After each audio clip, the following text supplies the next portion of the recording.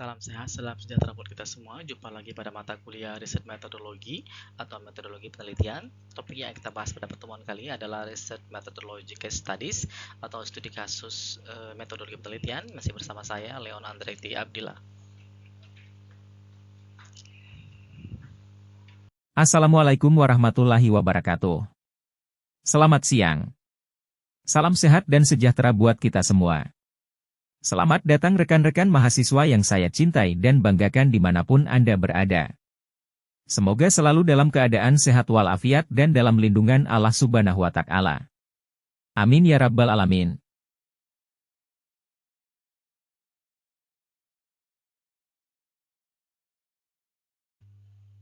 Lecture untuk mata kuliah ini adalah Leon Andretti Abdillah, saat ini sebagai Associate Professor Computer Science and Information System pada Faculty Science and Technology. Kemudian juga bertugas sebagai asesor, reviewer, research fellow, dan editor. Asesor BKD di Kemdikbud, kemudian reviewer di Kemdikbud, research fellow INTI International University Malaysia, serta research fellow Tsinghua University Taiwan, dan menjadi editor pada sejumlah international journal dan conference. Mata kuliah yang diasuh antara lain adalah HCI, KMS, CRM, kemudian ada BPP, BPHEM, Databases, Data Structure, ERP, Information System, ITSM, Management Information System, Supply Chain Management, System Analysis and Design, Algorithm and Programming, dan lain-lain. Juga sebagai mentors, ini ada di Pablon New Zealand dan Unpad Indonesia. Kemudian ada sebagai consultant baik di bidang akademik, research, dan community, serta koordinator pada Research Center dan Enterprise System Research Group. Course description. Research methodology is a subject for students in the Information System Study Program, Faculty of Computer Science, Universitas Bina Dharma. The course has 5 or 2 credits. Material are delivered both face-to-face and virtual using cloud Zoom meeting as well as through blended learning activity by using Moodle learning platform. This course aims to provide students with the necessary skill and knowledge to conduct research effectively. It covers the basics of research design, data collection, data analysis, and reporting. Students will learn how to formulate research questions, develop research proposals, collect and analyze data using appropriate method, and report research findings. Course objective. Upon completion of this course, students will be able to 1.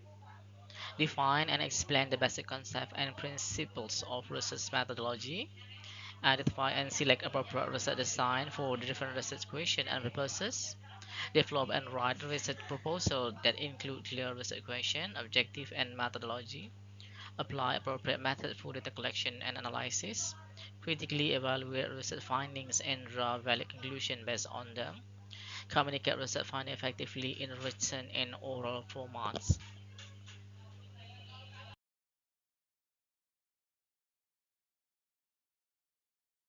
Oke, adapun meeting purpose pada pertemuan kali ini adalah yang pertama understand human computer interaction atau HCI, kemudian understand commonly used principle and technique for navigation design, input design and output design. Jadi lebih ke navigasinya.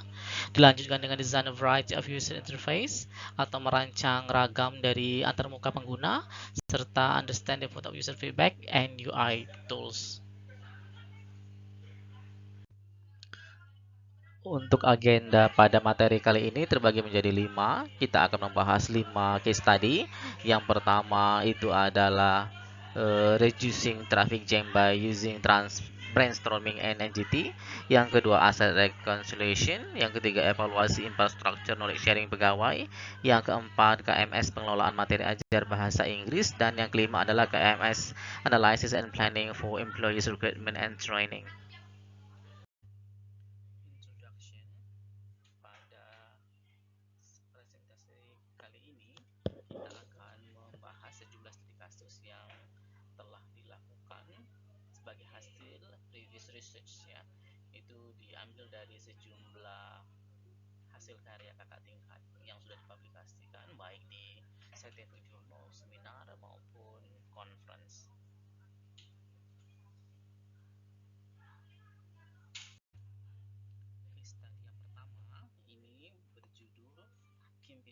combines student simulation in capturing tacit knowledge by using NGT for reducing traffic jam.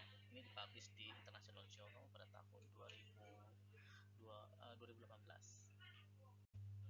Topik pada studi kasus pertama ini terkait dengan tema knowledge is how to reducing traffic jam. Jadi di kota-kota besar kemacetan itu menjadi masalah utama. Nah, pada paper ini akan diulas bagaimana ide untuk mengurangi kemacetan tersebut. Metode yang digunakan pada studi kasus pertama ada dua. Yang pertama itu adalah brainstorming dan yang kedua adalah nominal group technique atau NGT. Metode yang pertama yang diterapkan adalah brainstorming ya. Pada simulasi ini menggunakan brainstorming, unstructured consensus-based approach to generating ideas about a problem. Jadi dia bersifat tak terstruktur dan pendekatannya konsensus untuk menghasilkan ide atas suatu problem. Ini bisa sangat cocok apabila diterapkan untuk melibatkan multiple expert, sehingga all possible solution itu akan dianggap consider equally, dan tujuannya adalah fall to the frequency of response during the session. Kesimpulannya adalah idea evaluation. Metode kedua adalah nominal group technique atau disingkat dengan NGT, merupakan suatu idea writing technique atau teknik menulis ya. Ini bersifat a structured variation of small group discussion method. Jadi dia merupakan variasi terstruktur dari metode diskusi yang melibatkan kelompok-kelompok kecil. Di sini dia bisa prevent the domination by a single expert. Jadi tidak ada namanya superior expert di sini ya. Encourage more passive expert to practice. Keuntungannya karena dipecah menjadi kelompok-kelompok kecil, cenderung orang expert atau yang terlibat itu lebih aktif ya. Hasilnya adalah sejumlah solusi prioritas sebagai rekomendasi atas penyelesaian suatu problem. Pada studi kasus pertama menghasilkan hasil awal yang didapat setelah brainstorming ini 24 initial idea untuk reducing traffic hours. Kira-kira kalau digambarkan seperti pada gambar berikut ya. Selanjutnya, setelah dilakukan tahapan kedua yang melibatkan NGT, maka ke-24 ide awal tadi mengerucut menjadi 8 ide usulan to vehicle parking as an info to reduce traffic jam. Ini ada pada table ya. Kemudian untuk case study kedua itu berjudul The Implementation of Knowledge Management System in Asset Reconciliation. Ini dipublikasikan di International Conference pada tahun 2016. Untuk studi kasus kedua, topik yang diangkat adalah knowledge about the secretarial asset reconciliation. Jadi bagaimana rekonsiliasi aset pada sekretariat, kalau nggak salah ini di DPRD ya. Sedangkan metode yang digunakan pada case study kedua itu adalah knowledge management cycle. Ini diperkenalkan oleh Dalkir pada tahun 2011. Gambarnya kira-kira seperti ini, yang terdiri atas acquisition, kemudian refinement, storage retrieval, distribution, serta presentation. Untuk case study kedua, ini menghasilkan sebuah web knowledge management system untuk mengelola rekonsiliasi aset yang ada di sekretariat parlemen.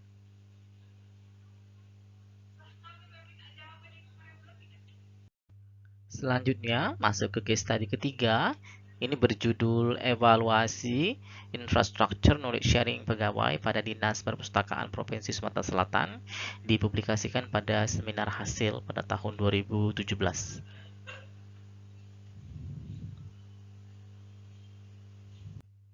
Untuk studi kasus kedua, topik yang diangkat adalah knowledge about the secretarial asset reconciliation.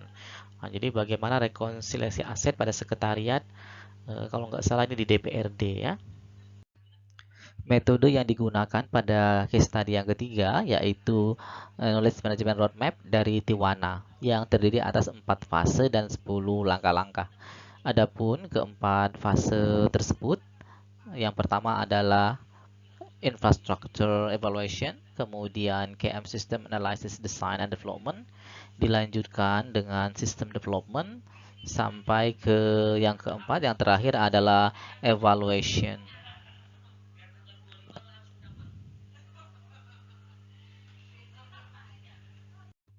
Pada penelitian kali ini fokus pada fase pertama yang terdiri atas dua langkah ya. Step pertama itu adalah analyzing existing infrastructure, kemudian dilanjutkan dengan step kedua yaitu aligning knowledge management and business strategy. Untuk fase kedua itu terdiri atas 5 langkah, dimulai dengan designing the knowledge management architecture and integrating existing infrastructures, kemudian auditing and analyzing existing knowledge, dilanjutkan designing the knowledge management team, creating the knowledge management blueprint, sampai ke developing the knowledge management system.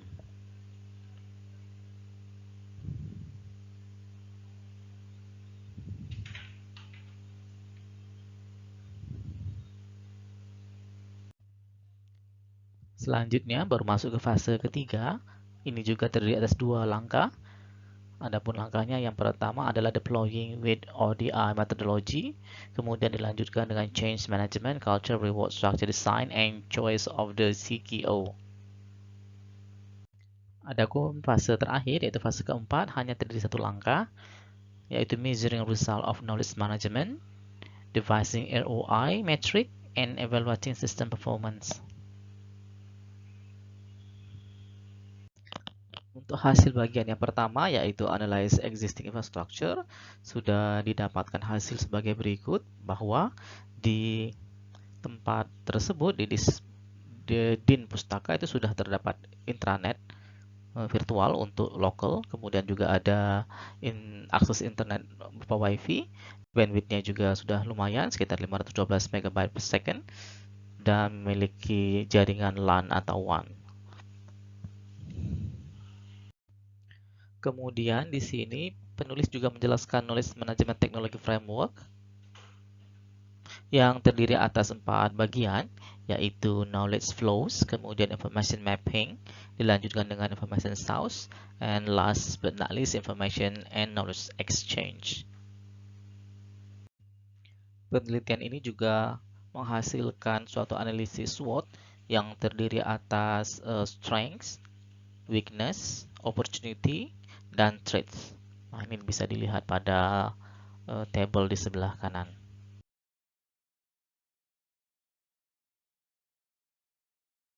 Selanjutnya masuk ke case study keempat. Ini berjudul Rancang Bangun Knowledge Management System Pengelolaan Materi Ajar Bahasa Inggris Berbasis Web pada SMP Negeri 1 Indralaya, dipublikasikan pada conference ya pada tahun 2019.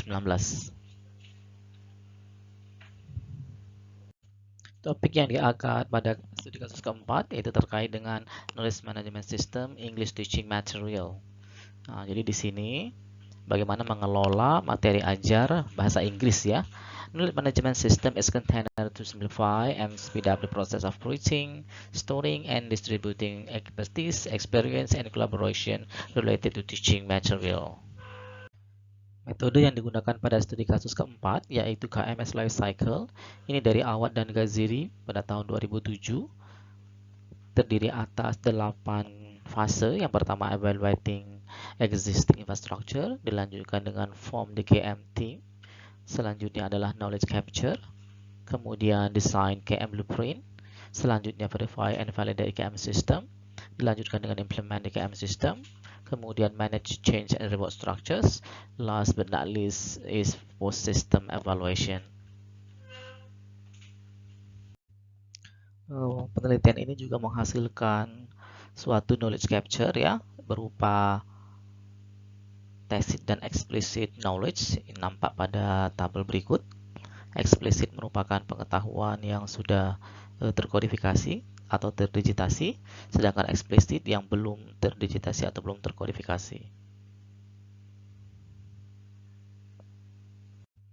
Sedangkan KMS yang dibuat berupa web-based knowledge management system. Ini nampak pada gambar seperti ini ya. Last but not least, case study kelima ini berjudul Knowledge Management System Analysis and Planning for Employee Recruitment and Training. Ini dipublish pada jurnal terakreditasi ya pada tahun 2020.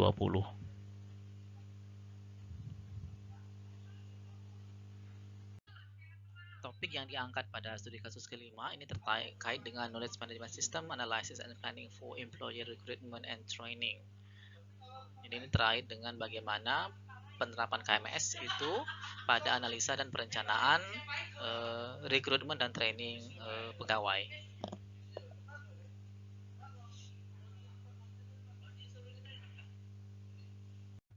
Metode yang dipakai pada studi kasus kelima untuk pengumpulan data, dia menggunakan metode observasi dan interview, sedangkan untuk pengembangan sistemnya itu menggunakan Object Oriented Analysis and Design Method ya.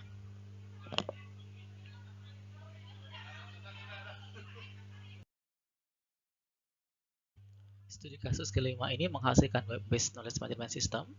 Berikut tampilan home-nya. Ini bisa digunakan untuk membantu pihak HRD untuk collect, store, disseminate, and utilize knowledge and use it.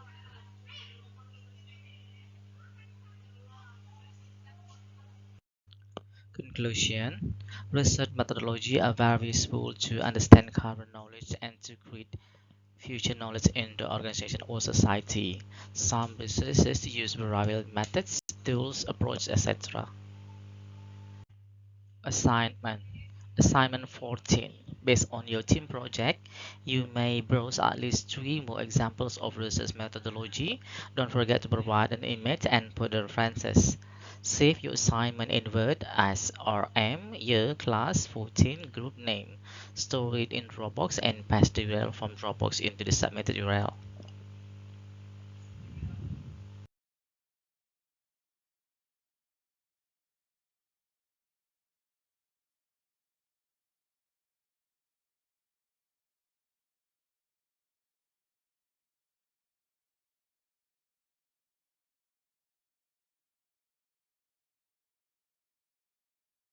Berikut referensi yang terpakai pada pertemuan kali ini, mulai dari Abdillah, Brewster, Curtis, Hermadi, O'Brien, Satsinger, Sally, Steele, Witten, sampai ke Zwas.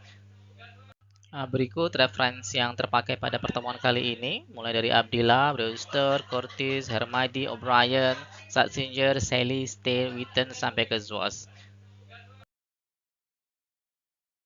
Berikut referensi yang terpakai pada pertemuan kali ini, mulai dari Abdillah, Brewster, Curtis, Hermadi, O'Brien, Satsinger, Sally, Steele, Witten, sampai ke Zwas. Thank you. Don't forget to watch, like, comment, share, and subscribe at Leon Abdillah. See you again.